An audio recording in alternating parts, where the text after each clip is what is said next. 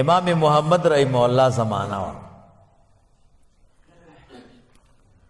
امام محمد رحمہ اللہ وګیش یو ننبئی ته ورغی سوچ ډوډۍ خرڅای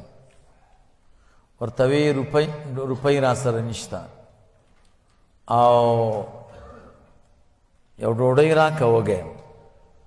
ننبئی ورته وی خپل کار کوه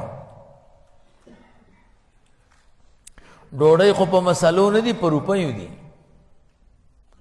ورته وی روپۍ نشته مسله به درته وکم یو ډوډۍ راکاوي ځه په مسلو موږ روپۍ ډوډۍ نه خرڅو هغه ترې راغی د اولیاو بزرګانو خو گفت دي که نه دا ننبئی کور ته لاړو لوري ښه کار وکړه د خدمت یې وکړه قسم یې ورته وکړه چې لوري کله ته واده کېږي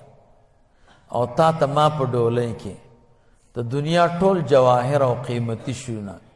کې نه ښودل نو ستا مور دې په ما طلاق نو دا د چا په وس کې ده کله چې لور ودېدله نو قسم ورته یاد شي طلاق ټولو علماو باندې وګرځېده هغوی ورته وی ښځه دې طلاقه ده ځکه دا خو ممکن نه دي امام محمد رحمه الله تعالی وی داسې مسله وی تا ته ګوره زه درغلم چې مسله درته کوم یو ډوډۍ راکه دې نه کړه عمده مې درته کوله که نه تا سره د مسلې او د دین قدر نشته اوس به داسې کې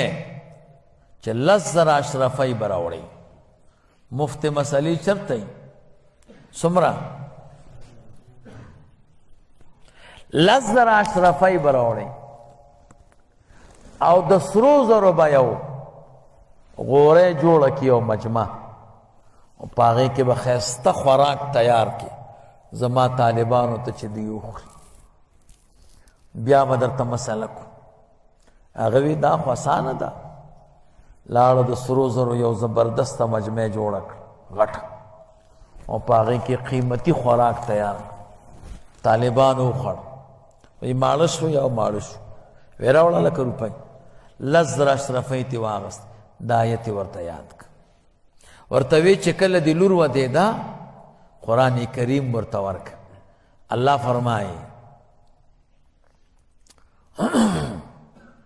ولا اصغر من ذلك ولا اکبر الا فی کتاب مبین سچ دی نو دا په دې قرآن کریم کې دي بل ځای کې راځي ولا رطب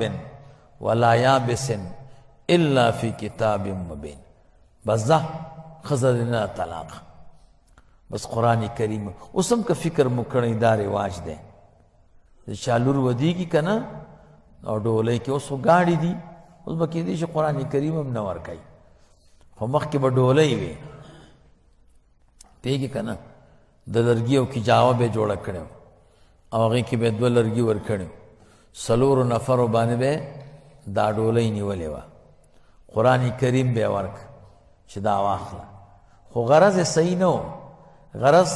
لور چې د ودېږي قرآن کریم به دې دپاره ورکوي چې تلاوت پکې وکړي چې دی ملګري داسې خبره صحیح ده نو اوس هم دا امام محمد رحمه الله د دې واقعې نه وروستو دا مسله جوړه